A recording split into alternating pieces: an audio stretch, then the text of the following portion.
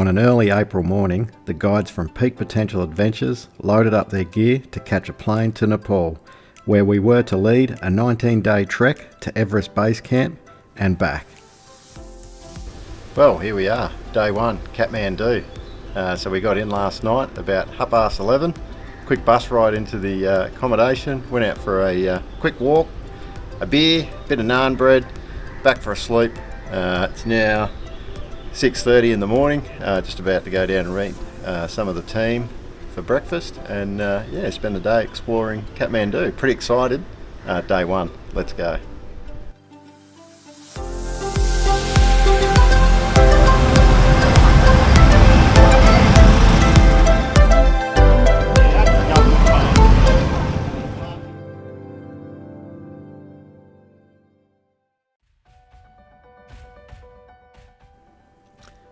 Due to COVID-19, it had been several years since a team led an adventure outside Australia, so it was great to get back to Kathmandu to lead another exciting adventure.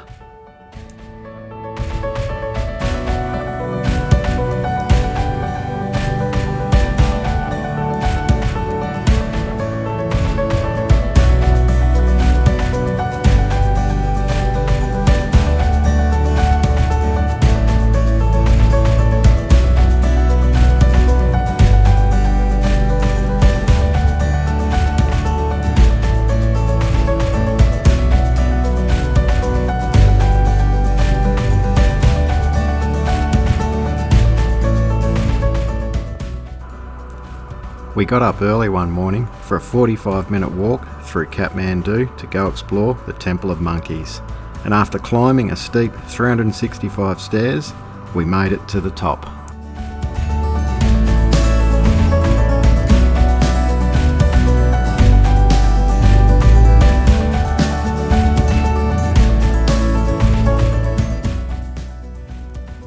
The Temple of Monkeys contains a variety of temples and shrines that can be dated back to the 5th century, where it was founded by the then King Menadeva.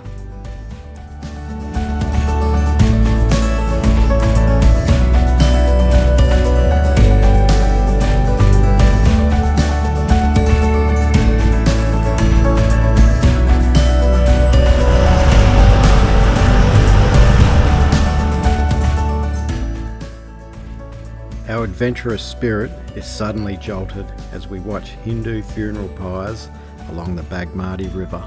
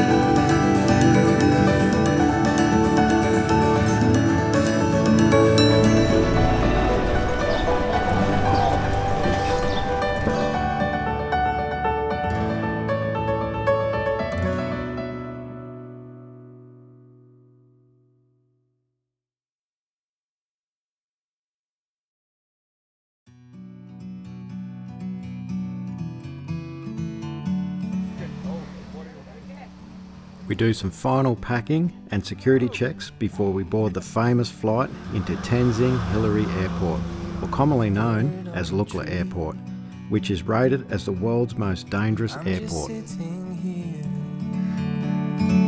I got time, it's clear to see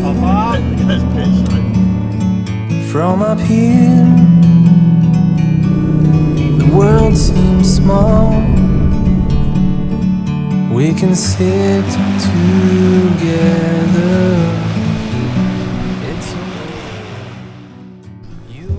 Here we are, day one of our Everest Base Camp hike, Peak Potential Adventures. Hey guys! Just cruising through Lukla village here. Got about a 6-hour walk to the first camp. Beautiful day, loving it.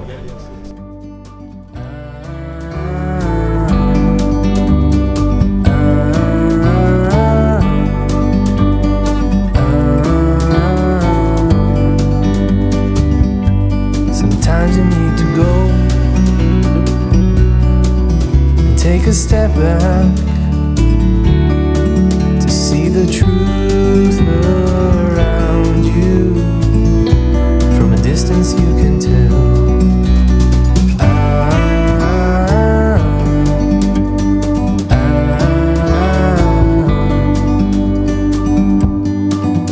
You and me were meant to be in the great outdoors, forever free. You and me meant to be in the great outdoors, forever free.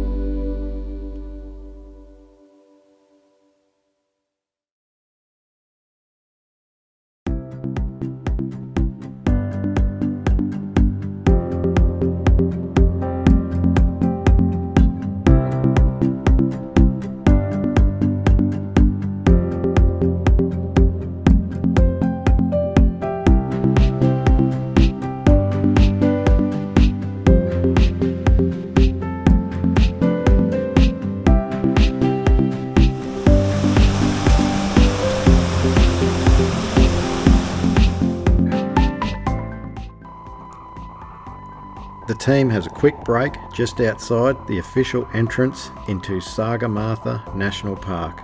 The National Park was opened on 19th of July 1976.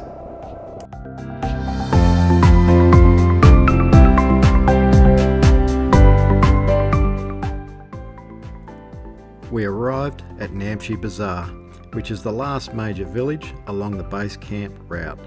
Namche Bazaar sits at an elevation of 3,440 metres. It has a population of 2,582 and is famous for yak cheese and butter.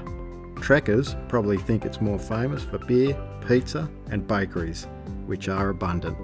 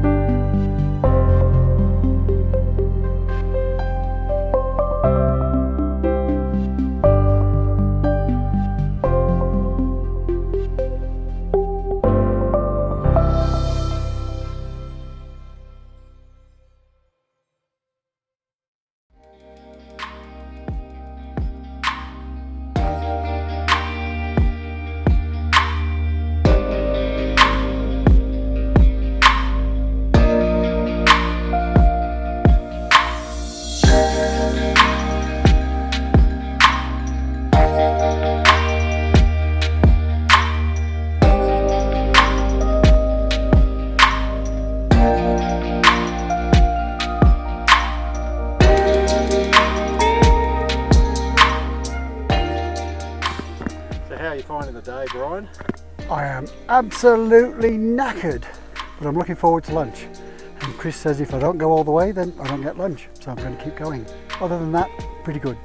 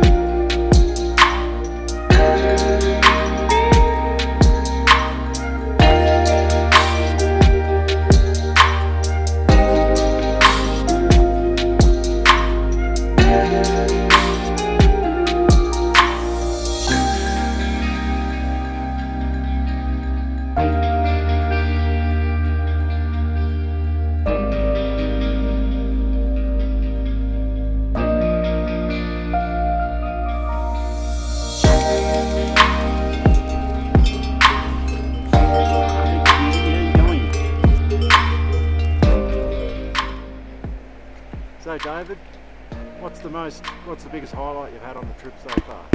The highlights for me have been a fantastic group and a fantastic team of people leading us and taking us into some of the most spectacular country in the world. Seen mountains I've never seen before.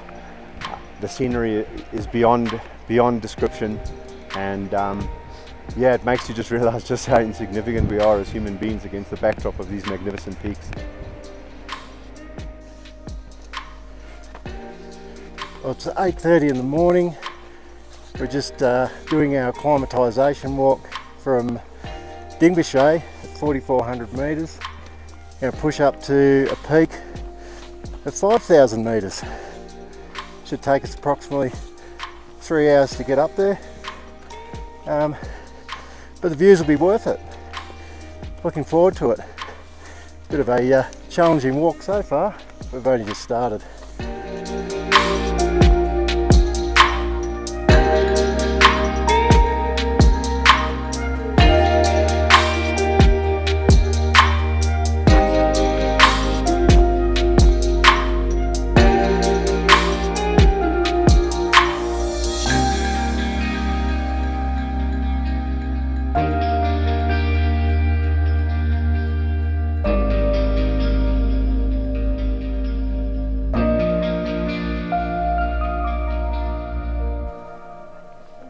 Shane, what do you love about guiding on the Himalayas, mate? I think the best thing I love about trekking and guiding in the Himalayas is bringing clients from day one with all their nervousness and their anxiousness, doubting themselves, and then slowly making our way up through, seeing them hit the hurt locker, digging deep, finding the real reason why they're here. It's all about themselves. Some people love it because they do it for a higher reason. Some people have their family ashes, come up here and leave a lot of the hurt, and then getting them back down and just seeing the faces of them, knowing that they have succeeded in something bigger and better than they'll ever do ever again. It's the biggest trip of their life. So yeah, that's why I love guiding. Thank you.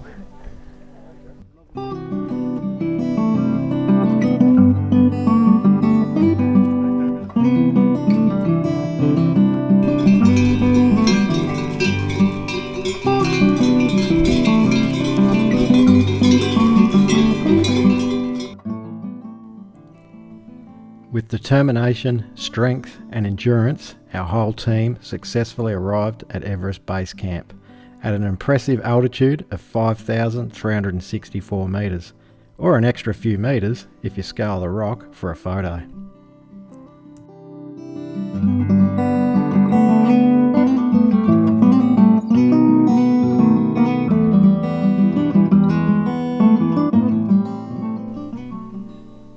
So Chrissy, how do you feel now you've arrived at base camp?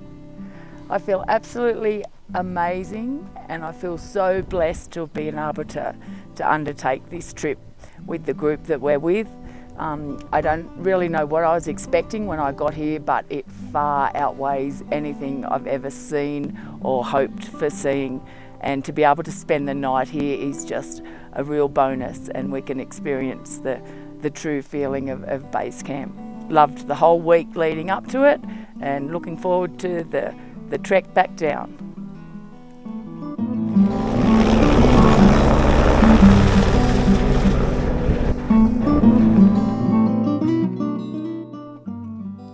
With the memories of base camp behind us, it was time to start the slow 4-day descent back down to Lukla, where we would enjoy some well-deserved rest.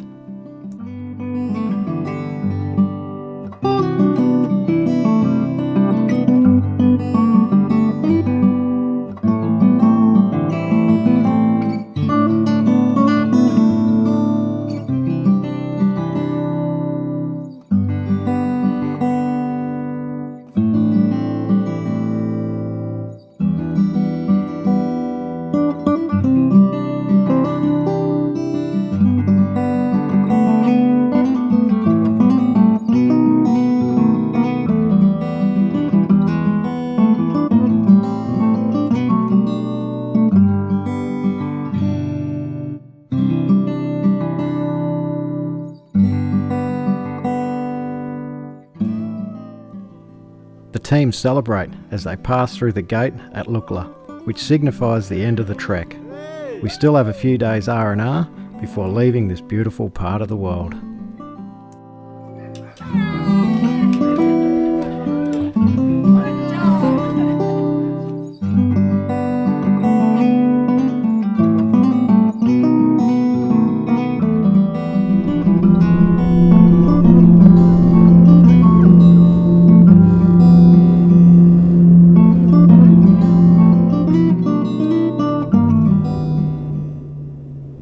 We touched down back in Kathmandu with another successful trek under our belts. We already can't wait for our next Himalayan adventure. Maybe after a little rest though.